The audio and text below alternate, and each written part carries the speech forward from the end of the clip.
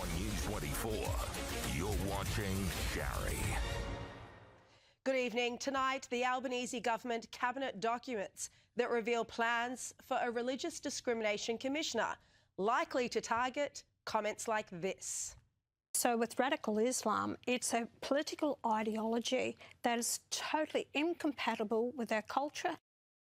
The documents also expose how bureaucrats warned the Prime Minister not to announce an anti-Semitism envoy without one for Islamophobia. I'll bring you that story shortly.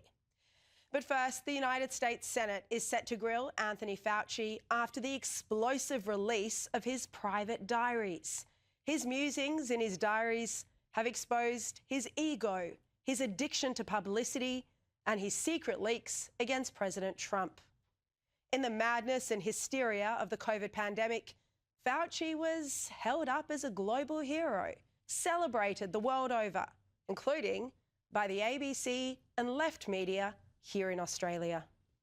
How should we think about COVID now and the threat it still poses? Well, it certainly still poses a threat.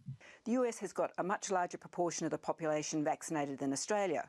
What's been the key to that success? His expertise fighting the coronavirus pandemic has made him a hero to many. Just not his boss, the US president. Have things started to change in the US since vaccinations began? Well, I don't think things have changed. But Anthony Fauci was no hero. While most media outlets lauded him, we exposed him. Our investigation uncovered that his agency had funded 60 projects at the Wuhan Institute of Virology, that he personally wrote a paper where he said gain-of-function research was worth the risk of a pandemic. He funded coronavirus research in conjunction with Chinese military scientists, and he deliberately decided to silence the lab leak theory, according to an admission from his boss, Robert Cadlick, to us. The truth is, Fauci was up to his neck funding this research in Wuhan. And in my view, he shares responsibility for the virus itself, having funded risky and banned gain-of-function research in unsafe conditions in Wuhan. There's plenty of evidence to suggest that the research he funded led to the creation of the virus and for what became a global pandemic. And then for the global shutdowns, the mask mandates, the vaccination program, and the social distancing that followed. He sponsored the research, which in my opinion was likely behind the creation of the virus. He was accused in Congress of lying about all of this. He shut down the world, and yet he became a superstar of the media. But now his diaries have been released. They're explosive and they're embarrassing. Embarrassing because it shows how he loved the fame. He wrote about television producers telling him he was a superstar, about Bono lauding him as a global hero and dedicating a song to him in front of 25,000 people. And in one entry, he wrote this of himself: Fauci madness continues, with multiple articles and every sort of paraphernalia and restaurant and foods named after me. Fauci also wrote about how celebrities got nervous around him. He wrote, I received the Award of Courage, presented to me virtually by Julia Roberts from her breakfast room in her home in Northern California. She was so charming. When my image came up on the screen, she gasped and said that every time she sees me, her throat gets dry and she gets nervous, and she excused herself to go into the kitchen and get a glass of water. How embarrassing for Julia Roberts. And it seems he wasn't exaggerating. We have maybe the coolest man on the planet right now. Wow, and there's the room. This is intense. Does anybody else have Hello. Hi there. Good morning. Good morning. Oh, this is such a thrill. How are you? Pretty good, I guess. You know, it's a little bit like running on fumes for a couple of months, but... I would imagine this is a thrill for me because you truly have emerged as a personal hero for me. Personal hero for Julia Roberts? And then there's email correspondence he includes from the actor Stanley Tucci and also from Joan Baez. It's all very cringe. Nancy Pelosi, too, was gushing over Fauci. He wrote on January 29, 2020, that there was a briefing led by Nancy Pelosi, who was her usual self with me, big hug, kiss, and telling everyone how great I am. Little embarrassing. Of course, he noted the whole interaction in his diary. It's unreal how a man potentially responsible for funding the creation of the pandemic that led to millions of deaths around the world became an American hero, a global hero.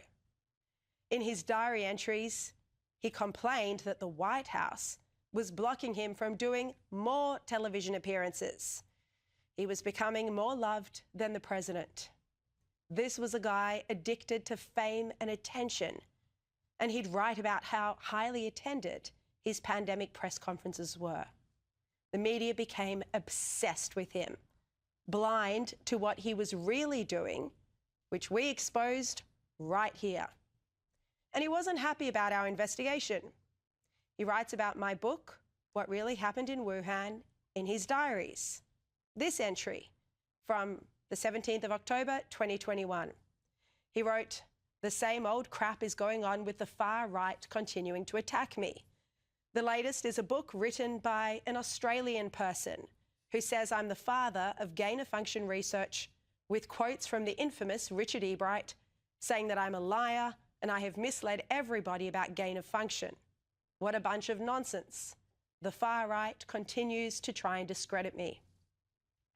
Well, isn't that the easiest way to avoid scrutiny? Pretend it's from the far right. And Richard Ebright, by the way, is a highly respected virologist.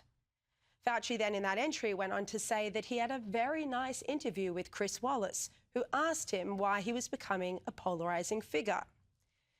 I answered that it is not surprising that I'm a polarising figure, since I speak the truth, and people who are lying, who are propagating conspiracy theories, and who don't admit the facts even when they're staring them in the face. Certainly people who will be polarised against me, since I stand for something that makes them very uncomfortable, and that something is the truth. He also complained in his diary about this front page story I wrote in The Australian, which we also covered here on News24, which was, of course, then Sky News. New details from a document produced by Chinese military scientists where they discuss weaponizing SARS coronaviruses 5 years before the pandemic hit. Well, about this report, Fauci wrote in his diary, "This just does not make any sense, since why would someone want to make an agent that could equally infect your own population? Something is wrong with this report. I will have to follow up on it." Something was wrong with the report because we weren't fawning all over him. Well, at the time, May 2021, he was still being lauded by the media. I gave evidence to Congress in November that year saying that Fauci needs to be subpoenaed. And now he's been exposed. And tomorrow, Senator Rand Paul is going to grill him. He already was acknowledging that the virus didn't originate in the marketplace. For years, he's been telling, if you interviewed him last week, he's probably still telling you the reason we think it came from nature is because they had these exotic animals, and that's where SARS came from previously. He knew it. He told Dear Diary, but to the public, he commissioned this paper called Proximal Origins, and in it, they go on saying it's implausible that it came from the lab, and we're really convinced it came from these wild animals in the marketplace. But that level of dishonesty is really astounding. And there are more than 1,000 of his Dear Diary entries from late 2019 until December 2022, when he eventually stepped down from his role. Fauci was famously given a pardon by President Joe Biden in one of his final acts. But if Fauci purges himself tomorrow, the pardon won't protect him. His grilling, his interrogation by Senator Rand Paul is expected to be sensational viewing, and we'll bring you the highlights right here tomorrow night. And I'll come back to that a bit later with Dave Sharma and Michael Danby. But sticking with the US, a defiant Benjamin Netanyahu, the Israeli Prime Minister, has declared that he will go to New York despite threats by the mayor, Zohran Mamdani, to arrest him. Here's what he told Sean Hannity and what Mamdani said back. But I'm definitely going there. I'm going to speak the truth in front of this. You know, there's just hate spewing elected official who's pitting one group of New Yorkers against the others. He's turning them against New York Jews. I mean, what are we, in the 1930s? What is this, you know? So much hate, so many lies. And you know the big lie is about the ICC, the International Criminal Court, so-called?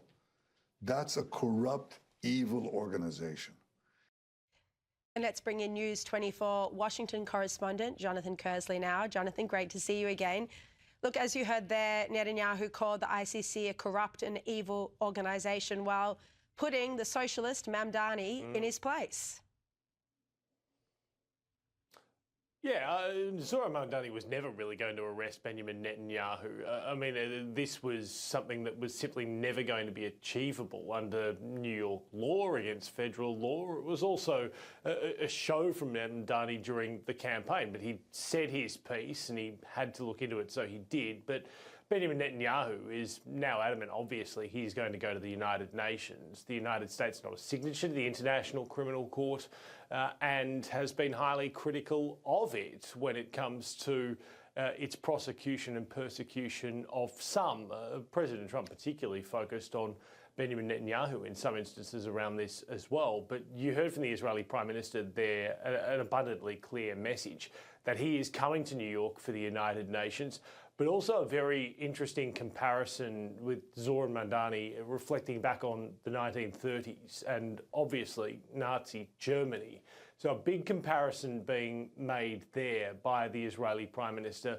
But again, this was an issue that was going to come to a head to a certain extent, but Mamdani was never going to have the power to order the NYPD to arrest Benjamin Netanyahu in the first place. Yeah, you're exactly right. Now, this trip by Netanyahu to the United States, of course, has coincided with the escalation once again of the Iran war. The US, interestingly, the US and Saudi Arabia has conducted joint strikes on what are being called Iran-aligned terrorists, but they're in eastern Iraq. And Jonathan, it's pretty interesting. And of course, that was in response to the terrorists launching more than 24 drone attacks. But Jonathan, it's interesting that it doesn't appear that Israel was involved in these strikes, that it was Saudi and the US. Yeah, I think that's intentional, and intentional for a reason. Obviously, it's in retaliation to the strikes that came out of Iraq, 36 hours or so ago now, 48 hours ago, into Saudi Arabia itself. And it makes much more sense from a geopolitical perspective for Saudi Arabia and the United States to be involved in the retaliation, because it was strikes on Saudi oil facilities, and obviously the United States has some vested interests in that too. There is clearly a push for the Abraham Accords throughout the Gulf nations, but Israel keeping out of that one at this stage is probably a wise choice.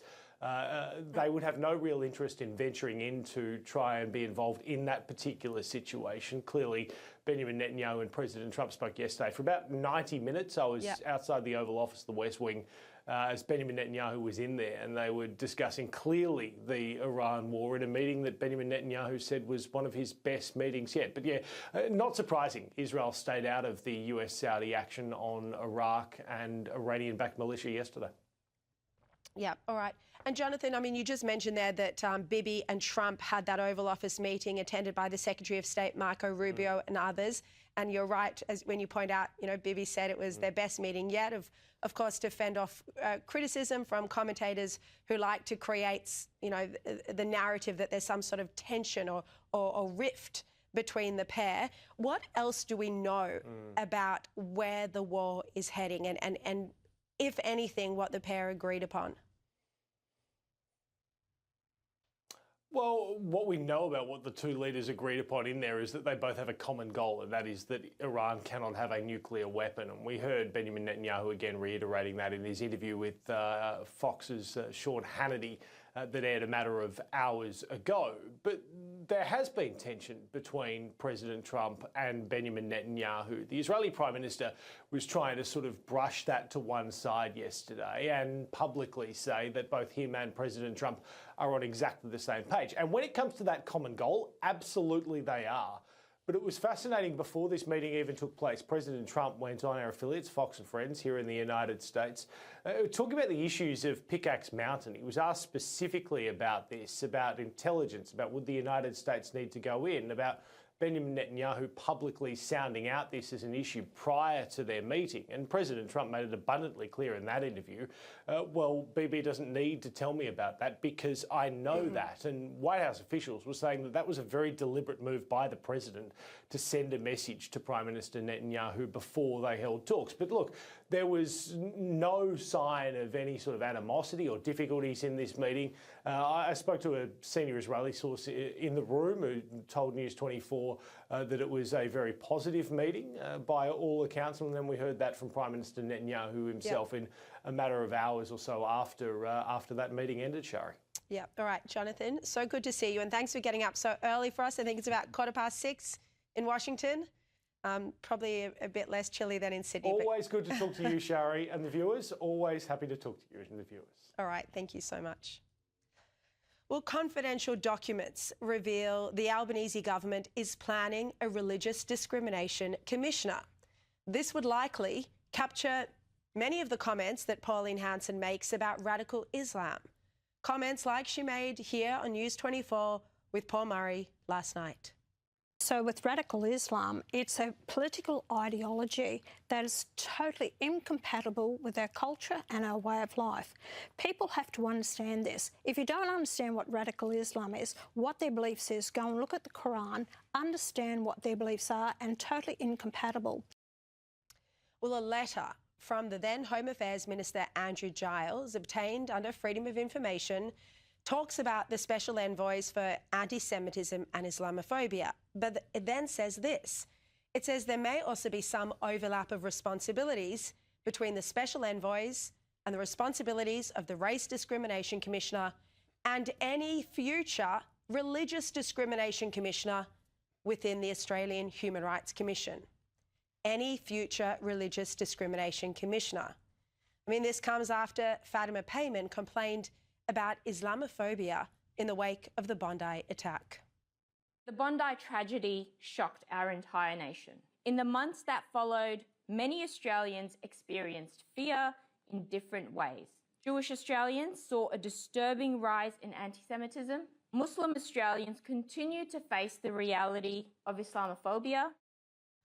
Now, these Freedom of Information documents relate to the creation of the anti-Semitism envoy that the Jewish community had been pushing for after the explosion in hate post-October 7. And keep in mind, a damning new report from the American Anti-Defamation League has revealed Australia recorded a 246% increase in anti-Semitism after October 7, the largest of any major Jewish diaspora around the world. But the Albanese government, these documents show, would only create an anti-Semitism envoy in conjunction with an Islamophobia envoy, with Andrew Giles writing that the two were, and I quote, interrelated. A separate briefing note from the Department of the Prime Minister and Cabinet to Albanese directly states that if Ms Siegel, that's Gillian Siegel, is announced as the Special Envoy to combat anti-Semitism as planned on 9th of July 2024, it will be important to also announce that candidates are being considered for Special Envoy to combat Islamophobia role. And then, even more specifically, the briefing note referred to criticism from the pro-Palestinian group, the so-called Jewish Council of Australia, which was concerned about Gillian Siegel's past positions on Palestinian human rights. The briefing note by the Department of Prime Minister and Cabinet went on to say, PMNC considers it important, as outlined above, to include messaging about the process to appoint the Special Envoy to combat Islamophobia at the time of announcement to address concerns that the position is too narrowly focused. And one of those the Albanese government had wanted to appoint as the Islamophobia envoy was Jamal Rifi, who of course later went on to help bring home the ISIS brides. And let's bring in tonight's panel, former radio host and now Director of Emerald House Advocacy, first time on the show, Chris O'Keefe, or first time on News24, I think. Great to have you. Sharri. And, of course, our News24 Hello, Sharri. host, How are you? Joe. Good to see you both. So, Joe, do you think there's a case for a religious discrimination commissioner, or will this scare the living daylights out of a lot of people worried about free speech? Yeah, it scares me enormously. I think it's basically a blasphemy law by any other name, and that is the last thing we want to see. And indeed, we know, given that this is intended to reduce Islamophobia, we know that in many Islamic countries there are extreme blasphemy laws that can have extremely disastrous results for people. I think the difference between this religious discrimination and sex discrimination or other forms is that this is, a religion is a point of view. A religion is a belief, it is a faith, but it is something that you have and that you choose to have. It is not like being a man or being a woman or being gay or whatever it may be, being old, young, black or white. It is not something that is completely beyond your control. And so I think it comes, and I say this as someone who's, a Catholic, a very bad Catholic, but I take religion really, really seriously. But I would hate to see a world in which Christianity or Catholicism could not be subjected to scrutiny or even mocked if necessary. And I would hate to live in a world where other religions are immune from that as well. So yeah. I think it's the government should be very careful about this. Yeah.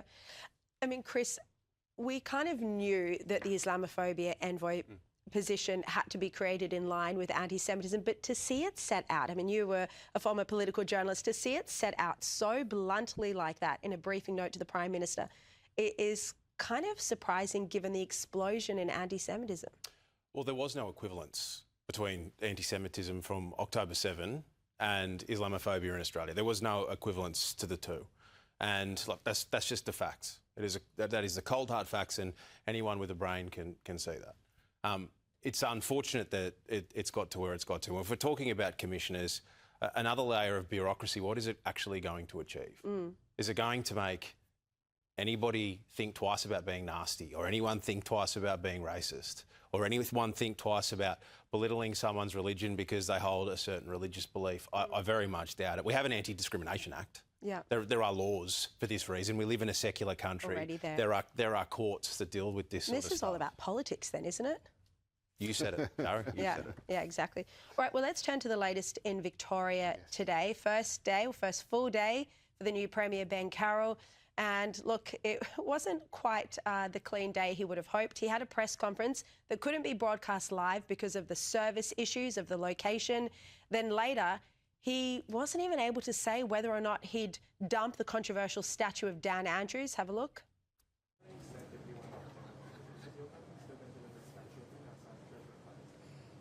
I have nothing to say on that, and that is not a priority of mine. Do you want to see the statue though? It's not a priority of mine. Yeah, and I mean, Joe, look, you are happy to see the back of Jacinta Allen. Extremely. But he hasn't had a good start. No, I think it's good. In fact, I would say, maybe I'm just a glass half full kind of guy, but I would see the fact that he didn't rule out tearing down his predecessor's statue. I think that is a huge disendorsement of Dan Andrews. I can certainly assure you that there is no love lost between the two men, well, I guess when he said, "I am not Dan Andrews," that's right. And you know what? Maybe I will. When I get my around to it, maybe I will tear down your statue. I mean, that's an extraordinary.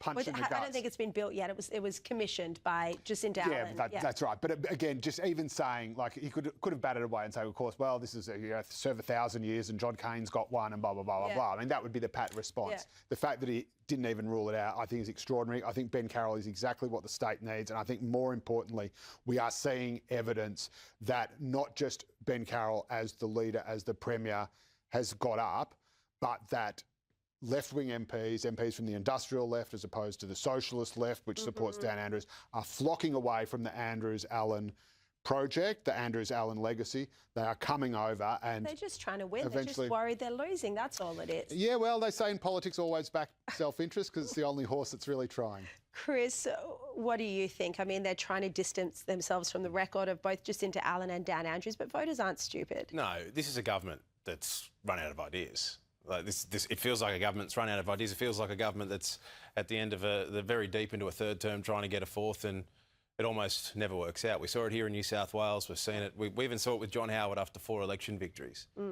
Eventually, it's time to give the other lot a go, and it feels like that's what we're seeing in Victoria. But it's amazing the polls aren't more clear-cut. I mean, given how bad this government's been, amazing they're not more clear-cut, pointing to a victory for Jess Wilson. But that's a credibility issue for the Victorian Liberal Party, and you guys have covered it extensively here. That's a credibility issue for the Victorian Liberal Party and the Liberal project really around Australia at the moment. I think that's something that they're certainly combating, because if you're going to kick the mob out that are in power, you've got to have someone to go to that you're confident won't blow the show up. Yeah, it's also with One Nation in there, it's really hard to get a reliable two-party preferred vote because you don't know who the two parties are. So who is the opposition? And Pauline Hanson said last night on Paul Murray that she's expected to announce at least the Senate candidates for One Nation. I think she said either this Friday or on Monday. And Paul tried to get out of her who the Victorian leader would be, and she wasn't having any of it.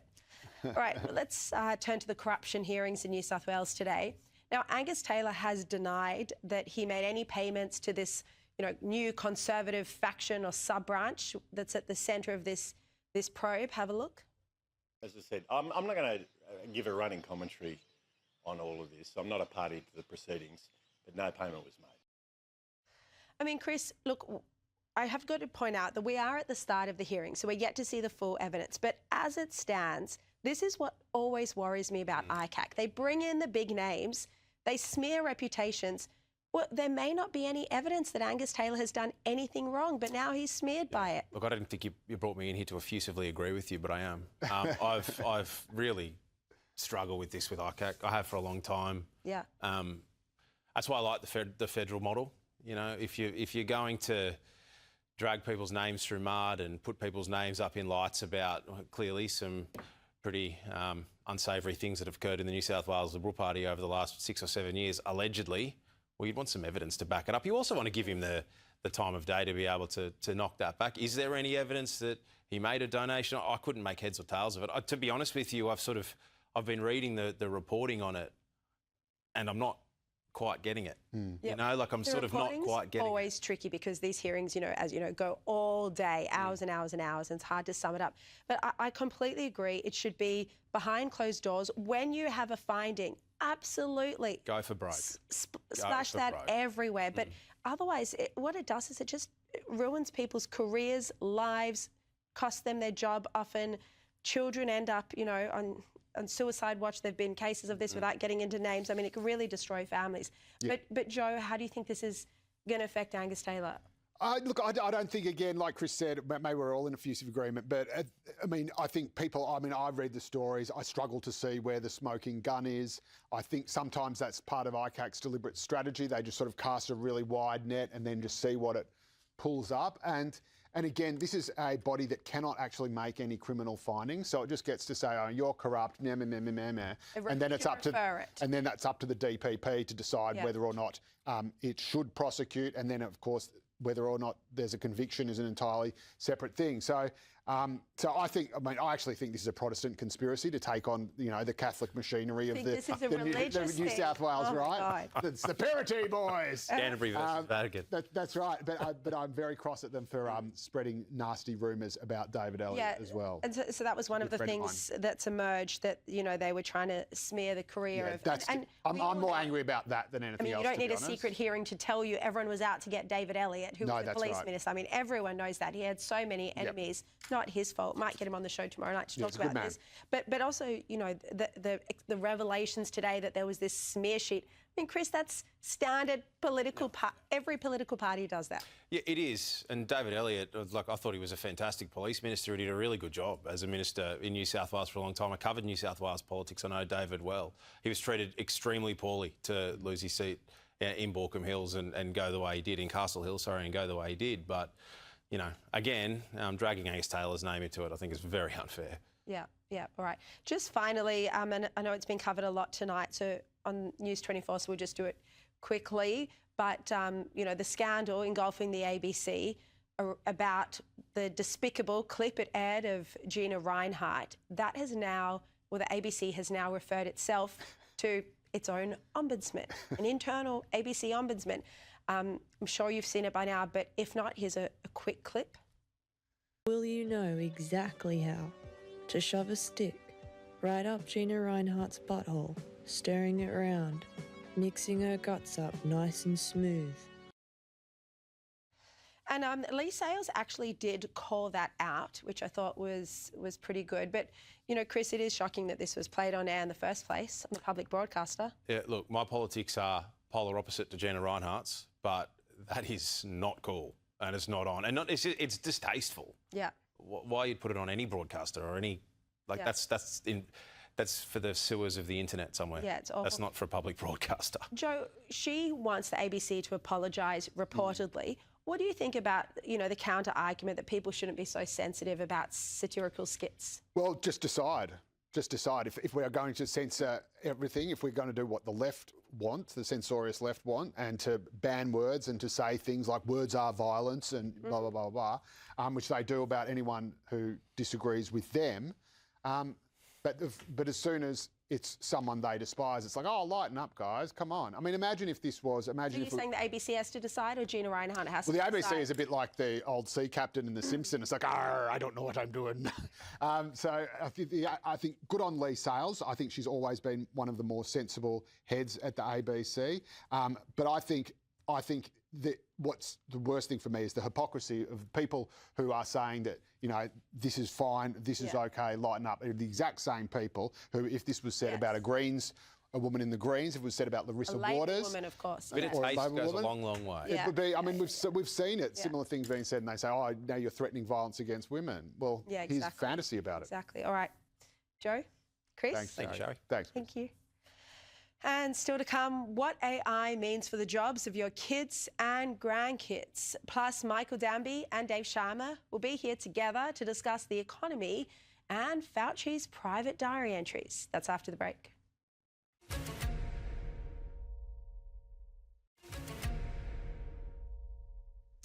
Welcome back, and let's turn to the economy now. News today that inflation has eased to 3.8%, down slightly from 4% for May, although it's still rising higher than the target band of 2 to 3%. But it does take some of the pressure off the RBA to increase the cash rate next month. Westpac chief economist Lucy Ellis, who worked at the RBA for 3 decades, said we no longer expect rate hikes by the RBA this year. There is still a risk of a hike in November if inflation picks up again in the third quarter, but that is not our base case. And joining me now, Liberal Senator Dave Sharma and former Labor MP Michael Danby. Great to have you both. Dave, inflation is still high. That's the reality of it. Sure, it came off 0.2%, but inflation is still high. The cost of goods is still rising.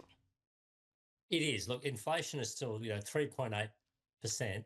That's well outside the RBA's target band of 2 to 3%. And in fact, over the past 36 months, 3 years, the inflation in Australia has been always above the RBA's target band. Now, that's an unsustainable position.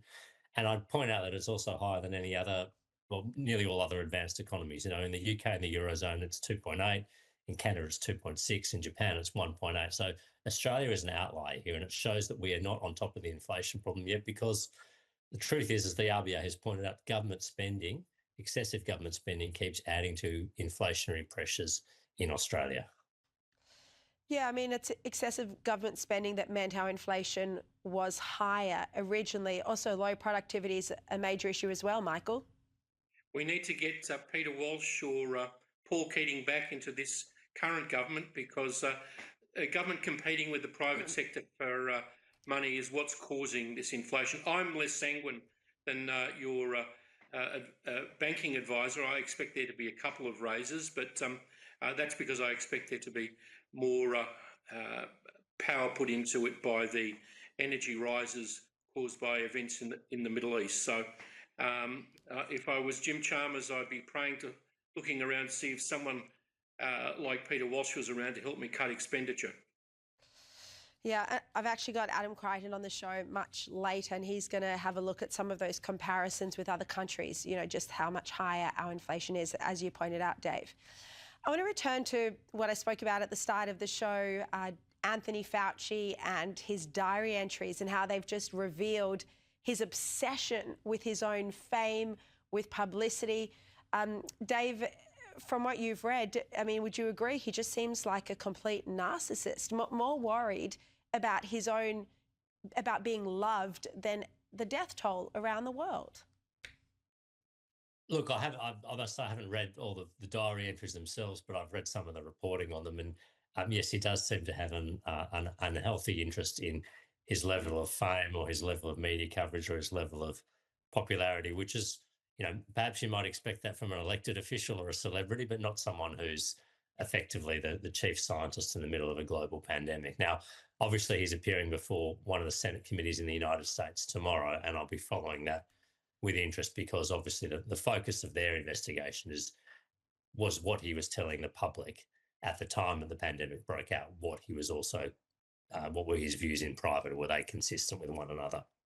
Yeah, and we already know, from extensive reporting on this topic that there was a gap there, that the private emails of the scientists, including Fauci, they were keeping open the possibility of a lab leak, but that's not what they told the public from the very first days. Michael, Sharri, thank heavens for you. I mean, and that book and that investigation and the fact that he bagged you, which I hadn't heard before your program earlier, is to your eternal credit. Thank you, Michael. He remembered the evil thing you have to remember about Mr. Celebrity is he subverted, he defied President Obama's directive that there be no research into gain-of-function research. And for your viewers who don't know what that technical term means, it means what Obama understood it to mean, germ warfare. He allowed the germ warfare lab to be established in Wuhan and for it to spread all over the world because of his indolence and his anxiety to be doing this kind of research without the federal US government knowing about it. Eternal shame. He'll be eviscerated tomorrow. Yeah, thank you, Michael, and I expect he will be. I mean, and you're right, the gain-of-function research on coronaviruses was banned in the US in 2018, and then the money started flowing to the Wuhan Institute of Virology. Now, I want to turn to One Nation's Malcolm Roberts. This is one issue that's kind of impacting on Pauline Hanson. Now, Malcolm Roberts has written a piece defending himself in The Spectator. This is in response to publication of some of his hateful and offensive comments. He writes that after a week of targeted headlines, erroneous and malicious they may be, at least I have brand recognition. I mean, Dave, look, on this show last night, James Patterson said that there should be consequences within One Nation for Malcolm Roberts' comments, and Patterson criticised Pauline Hanson for not taking action. What do you think? And if you've read this article, do you think that's good enough? Well, I haven't read his attempt at exoneration, but I certainly agree with James Patterson that his comment, he needs to be held accountable and One Nation should be held accountable for their comments. I mean, this was someone who would not, who did not disagree with the proposition that the Bondi terrorist attack, the worst Australian terrorist attack in our history, was staged or a false flag operation or something of that nature. I mean, I think that's abominable amongst any elected representative. I don't think I've heard anyone, even the Greens members of Parliament, allege something like that.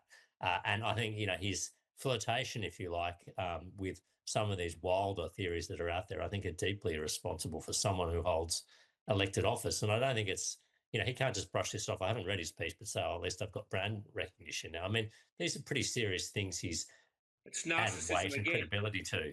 It's exactly.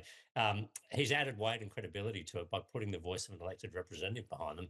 He should be held accountable for what he's said and dog whistled at. I mean, Michael, it kind of makes you worry about all the other candidates waiting in the wings and how thorough the vetting has been. Well, in Victoria, we've got a ghost party, One Nation, Sharri. There are no candidates or leaders. I believe they're operating out of a cardboard carton down in on the Mornington Peninsula. It's bizarre. I suppose we're meant to vote for all of these people in 4 months' time without knowing who they are. Look, I think One Nation is going to have to keep a very, very close eye on their candidates in federal parliament. I'm particularly worried where they may compete with Dave Sharma in the Senate. That's where I expect at the next federal election One Nation to have its biggest impact. So the quality and that selection of the One Nation Senate candidates is important for all Australians, and they have to be very bloody careful on the basis of who they've chosen in the past. Yeah, because people will be voting for the party based on Pauline Hanson, not based on the candidates. It almost doesn't matter who they put up. People are drawn to Pauline herself. So, if the vetting process isn't thorough, that will be a big concern. Anyway, Dave Sharma, great to see you. You too, Michael Danby, thank you so much. And still to come, Ben Carroll leaves the door open to dumping Jacinta Allen's working from home policy. We'll give you more on that. Plus, why Elon Musk says that money will be meaningless with the rise of AI. I'll speak with a leading expert after the break.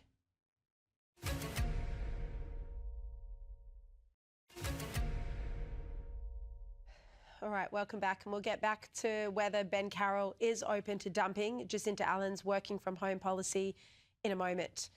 But now I want to have more of an in-depth look at Elon Musk's comments about how AI could become smarter than human intelligence in just 5 years. Here he was speaking to The Economist.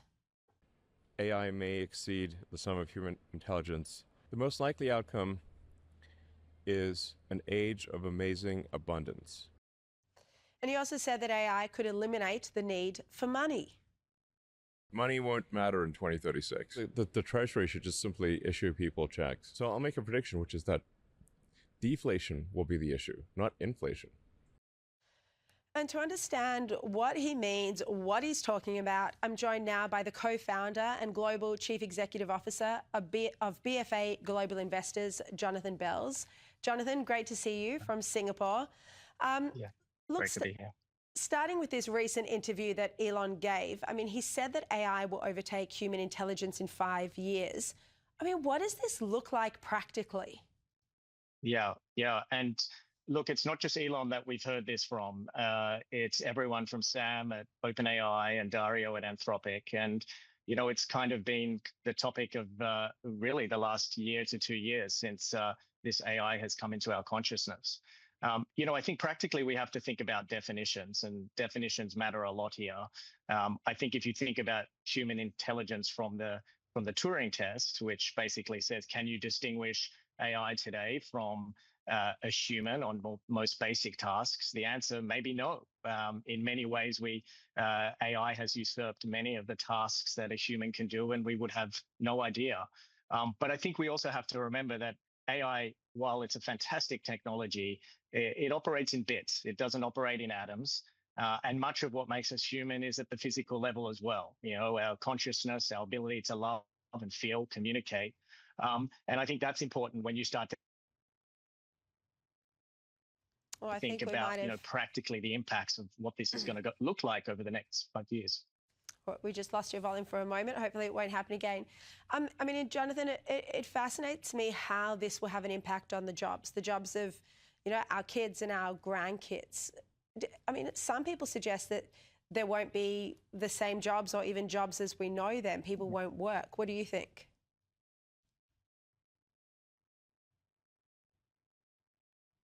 Technology come into play, a new tech. Can you hear me or? Oh, we keep losing your volume. Let's try one final time. Go for it. Okay.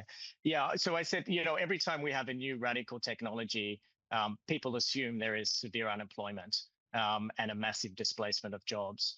But the honest data that we're seeing so far is there are no catastrophic outcomes that are happening. Every portfolio company that we're working with is actually seeing the opposite, a significant pickup in employment. I think something that's really critical to think about here is something called the Jevons paradox, which is that as you get an explosion in demand, jobs are created more and more. As intelligence gets commoditized in this case, people who would traditionally have been locked out of markets, entrepreneurs, labor, etc., suddenly do have access and are create new opportunities to work.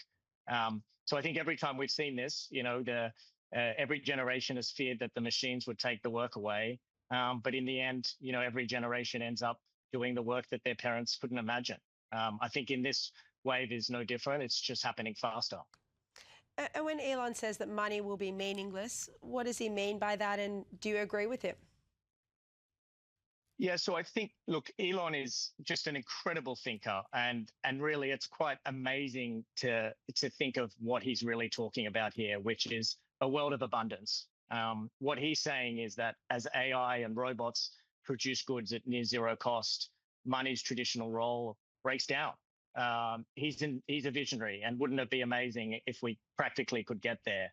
I think the likelihood of that happening, though, is incredibly low. There's so much red tape, regulation, banking constructs, etc. And I think what will be scarce will evolve. It won't disappear. Ultimately, that's what we focus on as investors. What I think he's really talking about here, though, is challenging all of us to think beyond our own constructs and our imaginations. I think it's clear many people are defaulting to fear when it comes to AI, and it's a natural response for our reptilian brains. But what I think he's thinking about here is how can we embrace what's possible, and part of that may mean that money may not have the same role that it had over the last hundreds of years. Yeah, I think my brain is definitely reptilian because I don't understand how our society would move to a point where we don't use money. But I have to explore that when we have a bit more time. Jonathan, thank you very much for your time. Appreciate it. After the break, the Victorian economy's in the dumps, but new Premier Ben Carroll is refusing. Well, he's not ruling out. We'll get the latest on one of the most anti-business policies. That's after the break.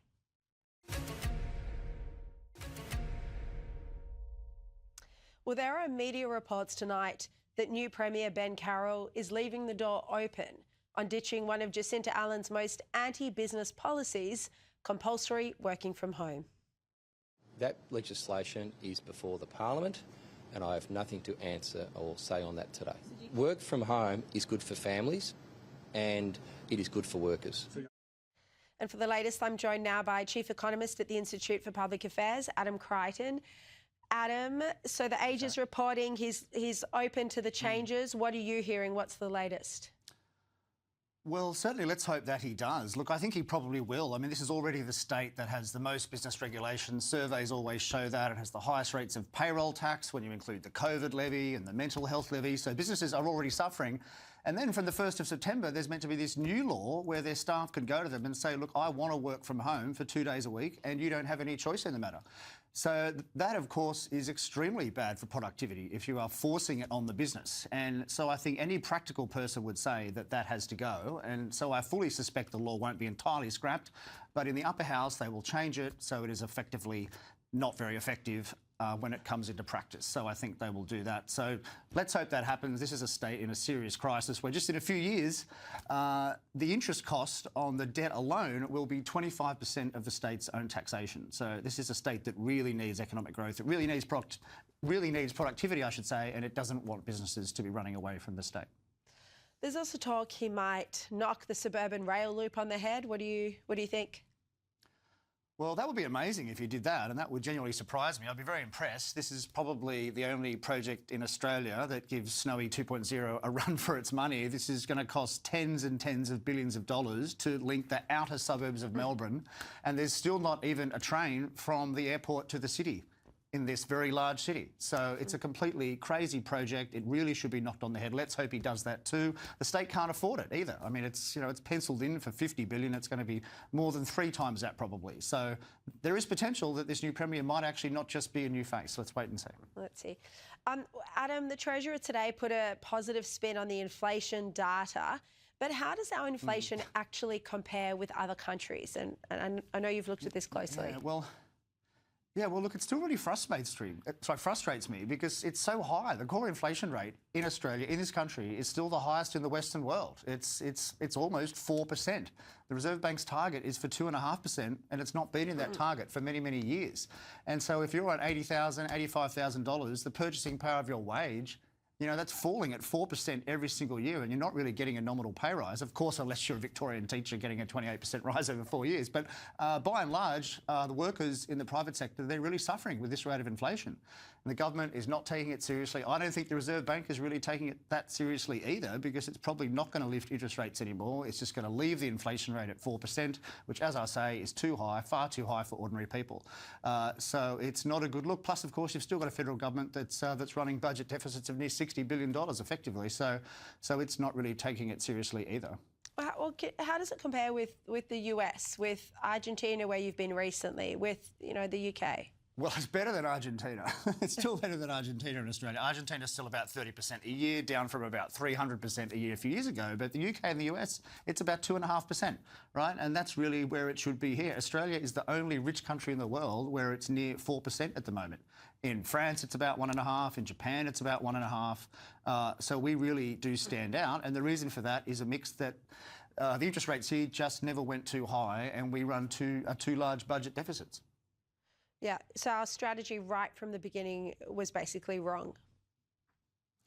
Well, yeah, we just don't take inflation seriously enough in Australia. We've always tolerated it being a bit high, and frankly, the fact that markets don't expect the Reserve Bank to lift rates, even though the inflation rate is still almost double where it should be, it just goes to show that they don't have much credibility with the financial markets, because they don't care about it. They care more about keeping the house prices high. I don't know how families are going to continue to afford life. It's just so... The Woolworths shop, everything is insane. All right, Adam Crichton, great to see you. And that's it from me. I'll see you at 8. And as I pass over to Paul Murray, a huge congratulations on his excellent interview with Pauline last night. Here he is.